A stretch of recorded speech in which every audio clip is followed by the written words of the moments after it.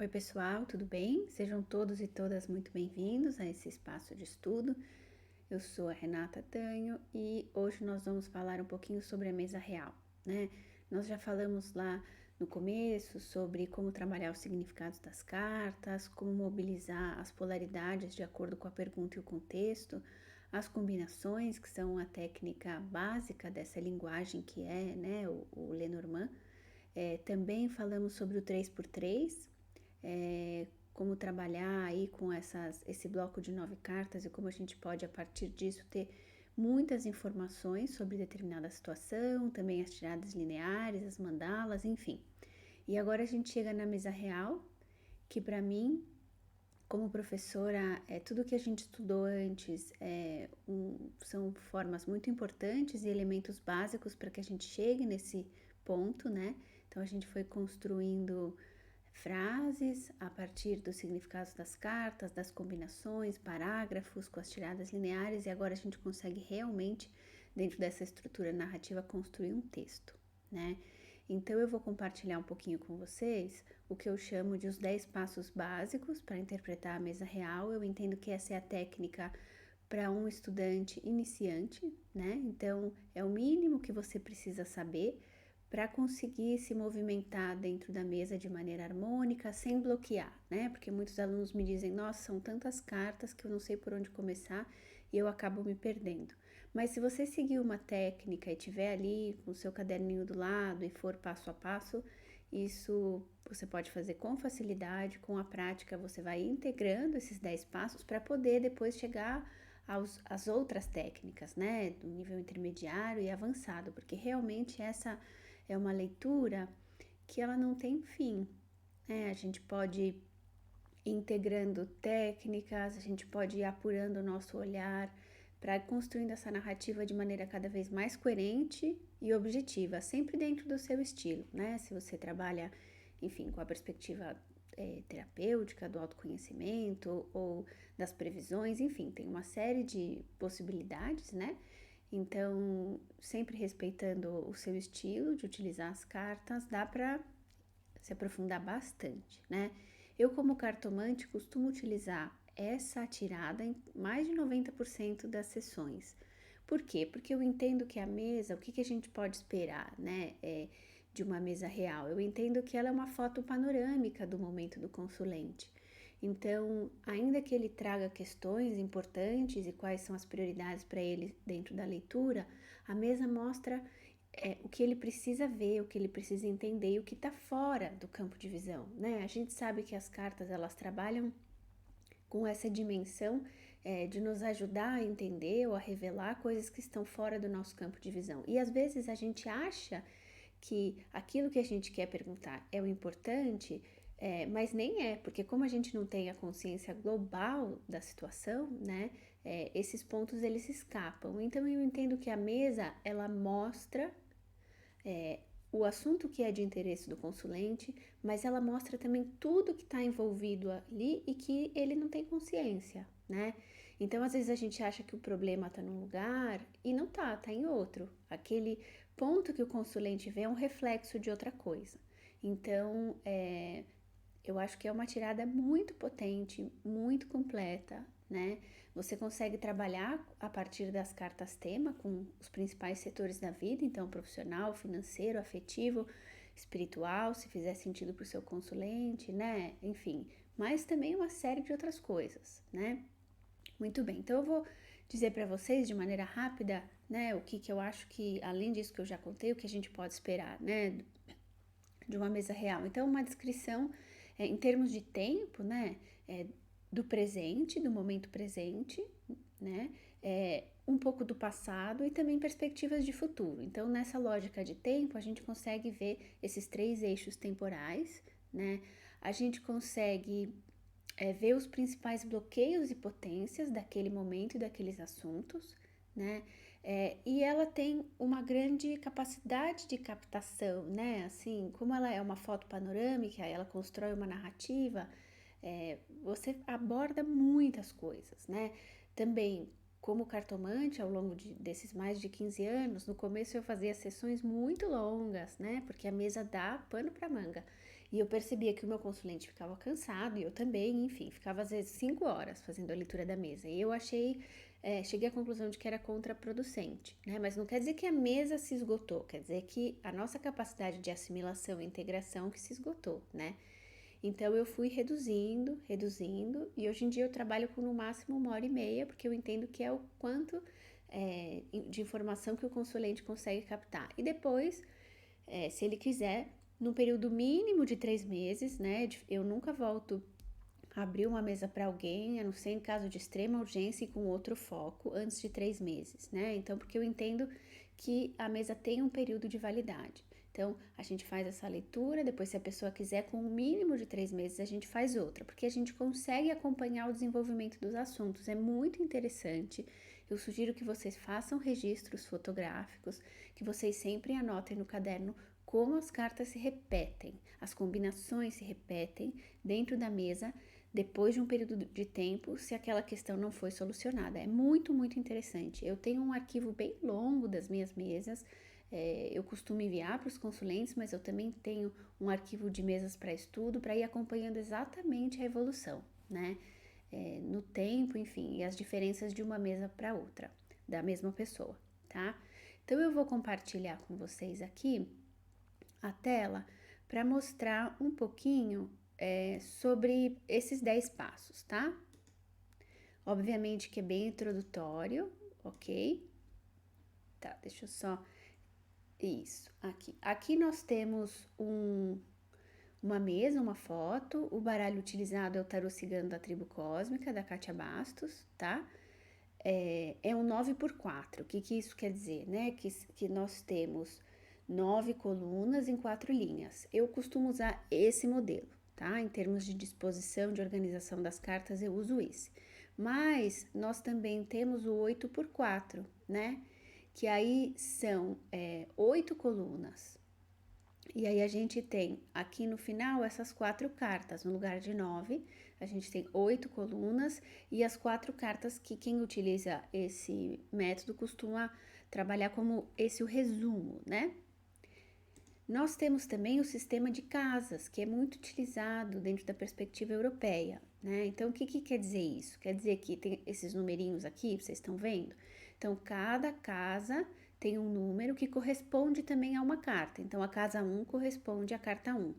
Na hora que eu embaralho, né, e disponho todas as cartas aqui, o que acontece? Eu junto o significado da carta que caiu com o significado da casa. E aí eu tenho uma combinação, né? Então, por exemplo, se na casa 2 sair a carta 6, eu vou juntar o significado da carta 6 com a carta 2 e daí eu vou fazer uma combinação e vou interpretar, né?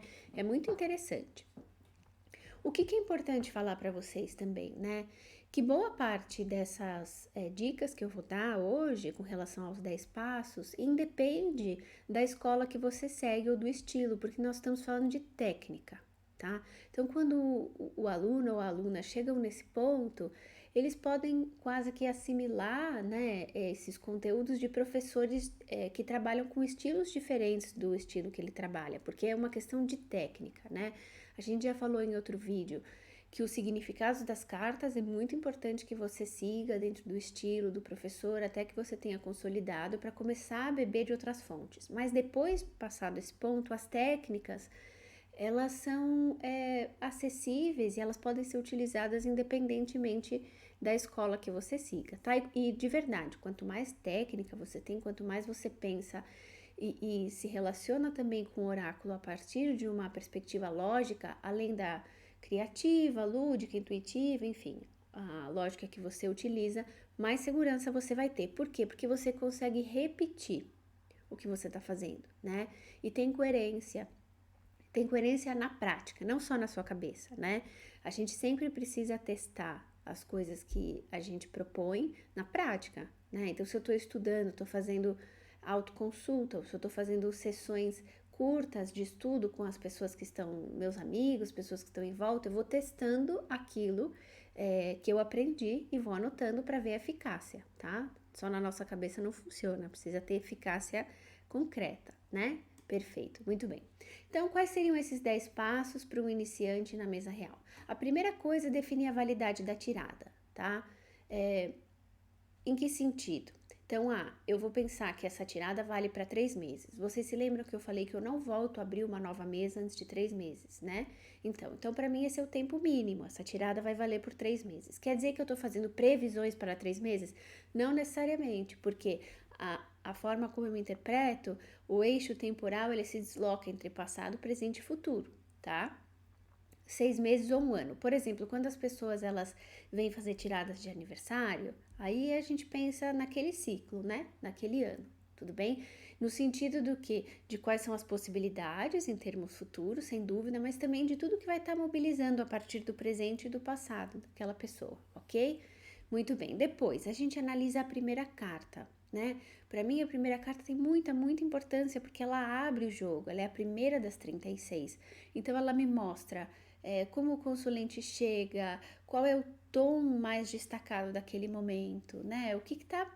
Qual é a energia que está mais predominante? Então, a primeira carta ela é bastante importante, né? Eu trabalho com a primeira carta, olho também a combinação da carta que está à direita, para a gente entender um pouco essa energia inicial que abre a mesa, tá? Se é uma narrativa, como é que a gente começa essa narrativa? Depois, eu analiso a primeira coluna. Eu entendo que a primeira coluna, ela é uma representação do tom do momento. É como se fosse as principais situações, energias, emoções, enfim, questões que estão atravessando o consulente, a vida do consulente naquele momento. Como se fosse o principal ali do agora, né? E isso define o quê? Como ele vai enxergar e como ele vai se relacionar com todos os outros setores da vida, porque é onde ele está parado naquele momento, né? Então é muito importante. Depois, nos níveis intermediário e avançado, a gente vai procurando na mesa, a partir dessa primeira coluna, as cartas complementares e opostas. E isso dá uma riqueza de detalhes e uma precisão muito interessante, tá? Muito bem. Depois a gente procura o consulente na mesa, né? Ou a consulente. A gente vai procurar aquela carta testemunha e vai analisar laterais e colunas. Essas cartas que estão em volta, elas representam o quê? Elas representam, a gente pode ler dessa forma, as características do consulente, da consulente, sem dúvida, trabalhar ela é ou ela está, mas eu gosto de trabalhar com a perspectiva dos pensamentos, do corpo, tudo que afeta diretamente, com mais intensidade aquela pessoa, né? Então, a gente vê as cartas que estão na cabeça, o que está nos pensamentos, a gente analisa sempre laterais e coluna, ok? Eu já vou mostrar para vocês o desenho, certo?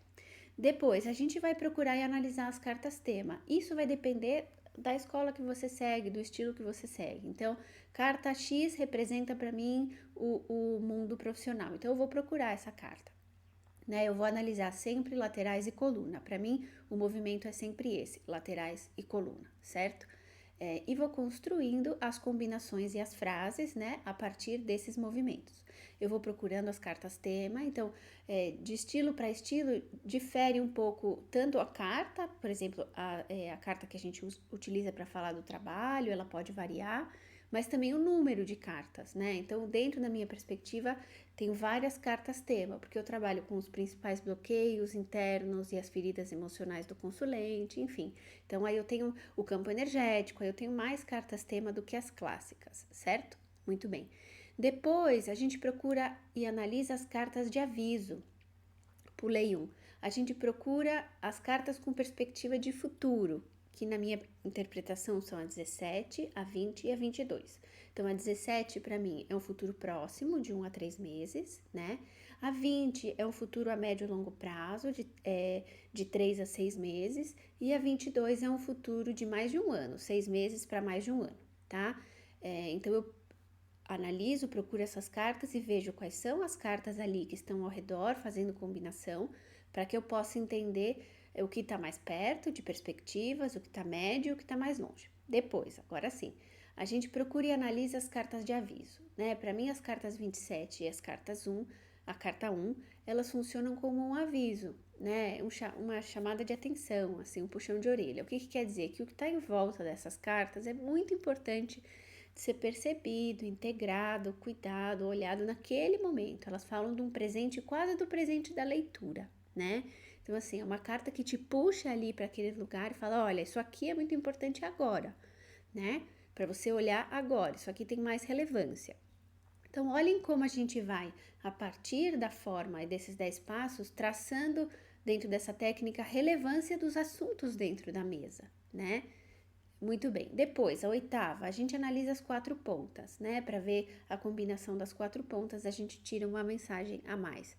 Depois, o nono passo seria procurar na mesa os pontos que são mais importantes para o consulente. Então, se ele trouxe, por exemplo, uma questão afetiva ou financeira, eu vou procurar com a carta tema e vou dar mais importância para aquilo, né? Então, enfim, se ela quer falar do relacionamento ou da parceria afetiva, eu vou procurar a carta que representa a parceria e vou analisar, né? Como é que está a relação entre eles, entre elas, e a gente vai seguir. E depois, a 10ª é fazer uma varredura geral das combinações importantes que nos chamam a atenção. Esse é um primeiro passo que já nos conecta com uma interpretação intermediária da mesa, né? Que é aquilo que eu falei para vocês de começar a estabelecer relação entre cartas opostas e complementares. O que isso quer dizer? Por exemplo, dentro da escola brasileira, né, uma perspectiva da escola brasileira utiliza a carta 11, né, como aquela carta que mobiliza os significados ou a camada de sentido daqueles significados dos orixás. Então, se eu tenho a carta 11 associada a uma carta que também representa um orixá, olha aí, já tenho uma combinação que me chama a atenção. Dentro da minha perspectiva, por exemplo, a carta 31 e a carta 32, a carta do Sol e a carta da Lua, elas são opostas. Então, eu procuro essa combinação para ver se elas estão lado a lado ou se elas estão muito perto do consulente. Isso me mostra algumas coisas. Eu poderia, por exemplo, a carta 13 e a carta 29, se é uma mulher, né? Se está muito perto uma da outra. Eu entendo que tem uma questão aí no que se refere a desenvolvimento, a amadurecimento, enfim. A gente vai ter uma série de cartas que com o tempo a gente vai aprendendo e combinações que nos chamam a atenção. A clássica combinação, né? Se eu tenho a carta 13 ao lado da carta 17, a cegonha e a criança. Então, essa combinação poderia me falar de uma gravidez? Sim, e muitas outras, né? Então, eu faço isso. Dou uma olhada geral para ver se tem alguma informação a mais, alguma combinação que me mostre ali que aquele assunto é importante, certo? Muito bem, então, olhem aqui, ó. Aqui, vou mostrar para vocês. Então, aqui nós temos o passo 2 e 3, né? Que é analisar a primeira carta. Lembre-se que eu falei, depois eu analiso a carta que está ao lado, vejo essa combinação e a primeira coluna, toda a primeira coluna. Depois, o passo 4, né? Procuro a carta do consulente, da consulente, a carta testemunha, analiso as laterais e analiso a coluna, sempre a partir da carta tema, né? A carta testemunha, ela é sempre o centro da frase que eu vou formar, ok? Depois eu procuro as cartas tema. Então, aqui, por exemplo, para mim, a carta 35 fala do trabalho, então eu analiso as laterais e a coluna. A carta 25 fala dos relacionamentos, laterais e coluna. A carta 34 fala da parte financeira, laterais e coluna, certo? Muito bem. Então, esses são os passos centrais que eu entendo que são os mais importantes para começar a interpretar uma mesa real, tá? É um estudo que não tem fim, não quero desesperar vocês falando isso, mas quanto mais tempo e prática a gente vai desenvolvendo, mais camadas de sentido e mais técnica a gente vai adquirindo e a mesa vai ficando cada vez melhor. Mas eu animo todos vocês a que tentem, né? Com as ferramentas que eu tenho nesse momento, eu preciso começar a tentar e a minha mesa vai responder de acordo com a experiência que eu tenho. Isso não tem nenhum problema, tá? Então, assim, sugiro que vocês façam e comecem, ok? Bem, muito obrigada pelo tempo e atenção de vocês, bom trabalho e nos vemos logo.